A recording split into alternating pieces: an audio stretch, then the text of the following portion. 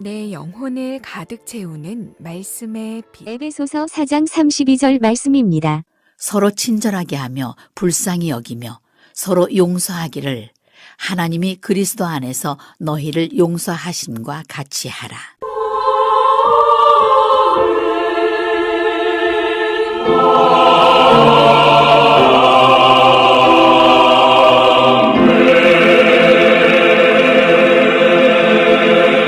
주기도문의 우리가 우리에게 죄 지은 자를 용서하심과 같이 우리의 죄를 용서해 주시고를 당당하게 하지 못할 때가 참 많이 있습니다.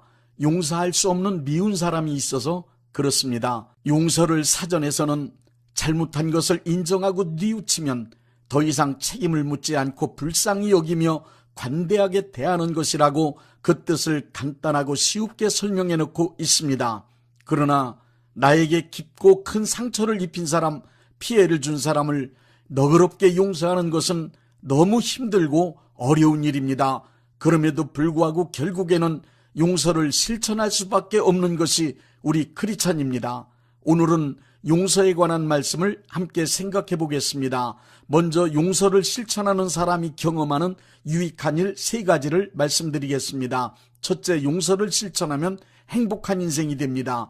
용서를 실천하면 마음의 감사와 기쁨과 평안이 되살아납니다. 용서하지 못하여 미움을 품고 있으면 억울함, 분함, 복수심 등 나쁜 감정이 마음을 강력하게 지배해버립니다.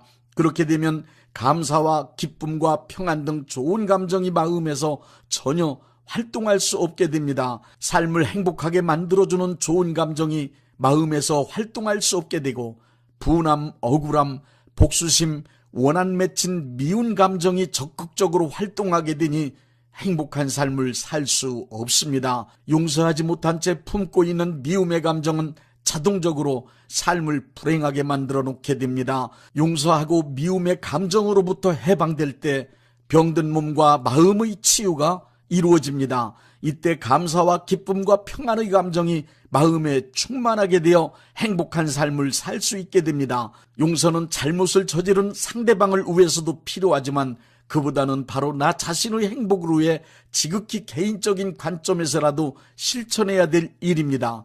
둘째, 용서를 실천하면 자기의 인생을 사랑할 수 있는 사람이 됩니다.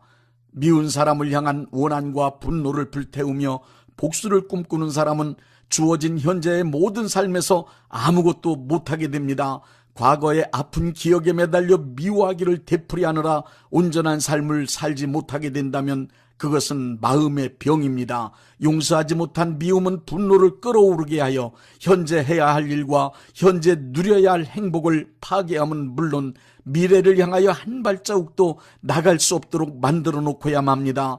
과거의 일에 집착하여 아파하고 미워하는 데 감정 에너지를 다 쏟아붓고 나면 현재 처리해야 할 중요한 일들을 아무것도 하지 못하는 사람이 됩니다. 그리고 미래의 소망을 향하여 조금도 나아가지 못하고 무기력증에 빠진 채 주저앉은 사람이 됩니다. 또한 상처를 주어 아프게 한 사람을 미워하며 복수를 꿈꾸며 원한과 분노를 여러 가지 방법으로 표출하다 보면 주변에 있는 애매한 사람들에게까지 이상한 언행으로 피해를 주게 됩니다. 이상한 언행을 자주 반복하다 보면 주변 사람들에게 깊이 인물로 낙인 찍혀 애토리로 살아가는 신세가 되고 맙니다. 한마디로 미움의 한을 품고 분노를 표출하며 살아가는 자체가 곧 자신을 미워하는 행위이며 이로 인하여 그 인생은 망가집니다. 이렇게 인생을 망가뜨리는 한 맺힌 분노의 근원인 미움에서 벗어날 수 있는 방법은 오직 하나뿐입니다. 그것은 미운 사람을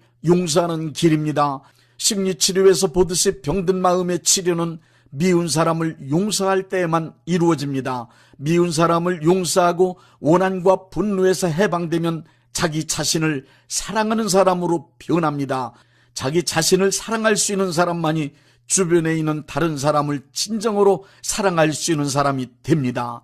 나에게 한이 맺히도록 아픔을 주고 분노가 끓어오르도록 억울한 피해를 안겨준 미운 사람을 용서하면 현재의 삶을 당당하게 살 수 있습니다. 그리고 미래를 향한 꿈과 소망을 안고 자유롭게 새 출발을 할 수 있습니다. 용서는 잘못을 잊어버리는 망각이 아닙니다.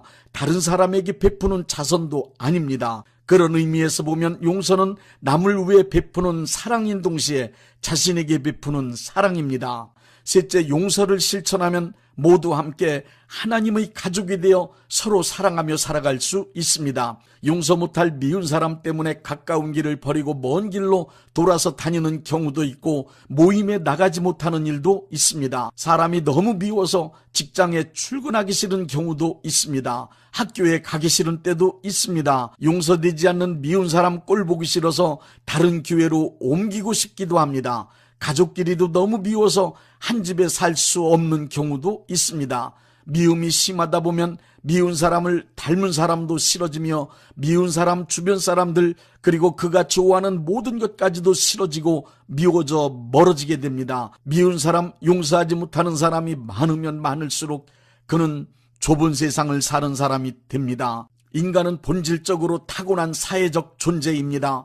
관계 속에 함께 어울려 살아야 하는 본성을 지닌 인간이 미운 사람 때문에 어울려 함께 할 수 없어 입지가 좁아진다면 얼마나 불편하고 고통스러운 일이겠습니까? 미운 사람을 용서하지 못한 채 살아가는 것은 한정된 세상에서 괴롭고 고통스러운 인생을 살기로 작정한 사람들이 하는 어리석은 짓입니다. 용서하지 않으면 미움 때문에 가족이라도 원수처럼 삽니다.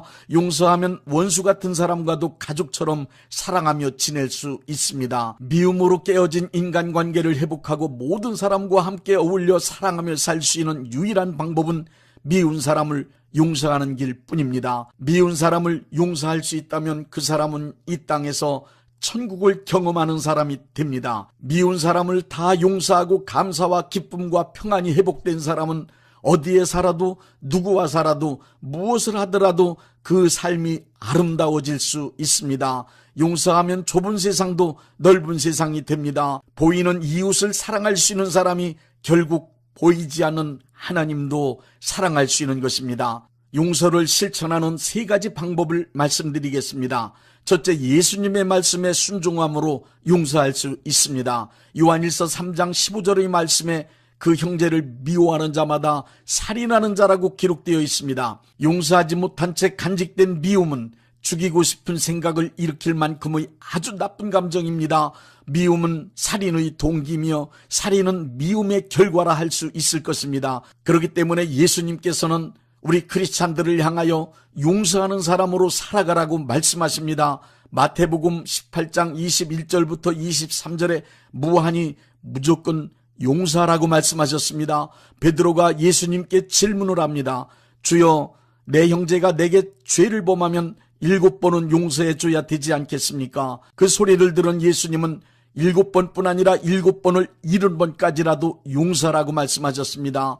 이 말씀은 잘못을 뉘우치고 용서를 구할 경우 어떤 조건이나 제한 없이 무조건 무한히 용서하라는 말씀입니다. 잘못하고 용서 구하기를 7번씩을 반복하는 사람이나 7번을 70번씩 490번 상습적으로 반복하는 사람이라면 용서할 수 없는 것은 물론 절대로 상종해서는 안 될 사람일 것입니다. 이런 사람을 용서한다면 내 감정, 내 이성, 내 의지 다 접고 억지로 용서하는 길 뿐입니다. 용서하고 싶지 않은 사람을 억지로라도 용서하라는 것이 예수님의 말씀입니다. 용서하기 싫어도 예수님께서 용서하라고 하시니 억지로라도 용서하십시오. 억지로라도 용서하다 보면 용서가 됩니다. 그야말로 무한히 무조건 용서하라는 예수님의 말씀입니다. 마태복음 18장 23절부터 35절에는 불쌍히 여기는 마음으로 용서하라고 말씀하셨습니다. 1만 달란트 빚진 종의 이야기입니다. 일생을 갚아도 갚을 수 없는 큰 빚을 진 사람이 동정심 많은 주인으로부터 불쌍히 여김을 받아 모든 빚을 탕감받았습니다. 주인의 동정심에 의해 빚을 탕감받은 종이 자기에게 아주 적은 금액의 빚을 갚지 못하는 동료를 감옥에 가두었습니다. 그 소문을 들은 동정심 많던 주인이 악한 종을 불러 말합니다. 내가 너를 불쌍히 여김과 같이 너도 네 동료를 불쌍히 여김이 마땅하지 아니하냐. 그러면서 그 종을 다시 옥졸에 넘겨 감옥에 가두었습니다. 예수님은 다시 말씀하셨습니다. 너희가 각각 마음으로부터 형제를 용서하지 아니하면 나의 하늘 아버지께서도 너희에게 이와 같으리라. 용서의 태도는 불쌍히 여기는 마음, 즉 측은지심을 발휘해야 되는 일입니다. 정상적인 인성을 가진 사람이라면 불쌍한 사람을 절대로 모질게 대하지 못합니다. 나에게 잘못한 사람을 대할 때 불쌍히 여기는 마음이 든다면 용서할 수밖에 없습니다. 예수님은 나에게 잘못한 사람에 대하여 불쌍히 생각하고 용서하라고 말씀하십니다. 마태복음 5장 23절부터 24절 말씀에는 하나님께 예물을 드릴 때도 사람과 풀지 못한 것이 생각나면 돌아가서 먼저 맺힌 사람과 풀고 나서 예물을 드리라고 하셨습니다. 사람하고 막힌 것을 푼다는 말은 서로 간에 용서받고 용서하는 화해입니다. 하나님께 예물을 드리기 전 먼저 형제의 잘못을 용서하고 나의 잘못에 대하여도 용서를 받으라는 것입니다. 마태복음 11장 25절에는 기도할 때 아무에게나 혐의가 있거든 용서하라. 그리하여야 하늘에 계신 너희 아버지께서도 너희를 사하여 주시리라 하고 말씀하셨습니다. 사람과의 관계가 막히면 하나님께 가는 길도 막힙니다.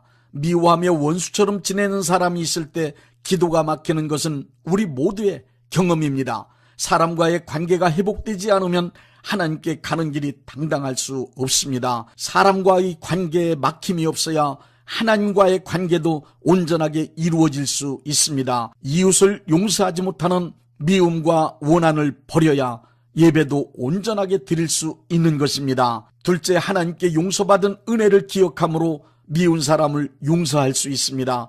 크리스찬은 하나님의 큰 은혜로 용서받은 사람들이기 때문에 나에게 잘못한 이웃을 용서할 수 있는 그릇이 준비된 사람들입니다. 내가 경험한 하나님의 은혜가 곧 이웃을 용서할 수 있는 능력입니다. 이웃의 잘못을 용서할 수 있는 너그러운 사람이 되기 원하면 그 무엇보다도 예수님이 흘리신 보혈의 공로 의지하여 자신의 죄를 회개함으로 용서하시는 하나님의 은혜를 경험하십시오.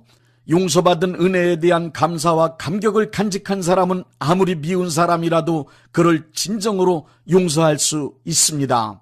하나님께 용서받은 은혜에 대한 감사와 감격이 다른 사람의 잘못을 용서할 수 있는 능력이 됩니다. 셋째, 성령님의 도우심을 통하여 용서할 수 있습니다. 인간의 본성적인 감정만 작동된다면 용서는 사실상 불가능한 일입니다. 용서하려는 결단이 서고 그 결단을 실행하여 실질적으로 용서하기까지엔 성령님의 강력하게 역사하심이 절대적으로 필요합니다. 용서를 실천한 사람 중 순수하게 자기의 의지로 용서를 실천한 사람은 없습니다. 용서를 실천한 사람들의 간증을 들어보십시오. 그들은 한결같이 미움 때문에 고민하고 갈등을 겪으며 기도하던 중 성령님의 감동을 받아 용서를 실행하게 되었다고 말합니다. 성령님이 오셔서 용서할 수 있는 마음을 주실 때 온전한 용서를 할 수 있게 됩니다. 용서할 수 있는 마음을 달라고 기도하십시오. 용서할 수 있는 용기도 구하십시오. 그리고 용서할 수 있는 기회도 구하십시오. 성령님은 용서할 수 있는 사람이 될 수 있도록 도와주실 것입니다. 성령님의 도우심은 용서를 넘어서 사랑할 수 있는 마음까지 넘치도록 부어주실 것입니다. 에베소서 4장 32절의 말씀입니다. 하나님이 그리스도 안에서 여러분을 용서하신 것 같이 여러분도 서로 용서하십시오.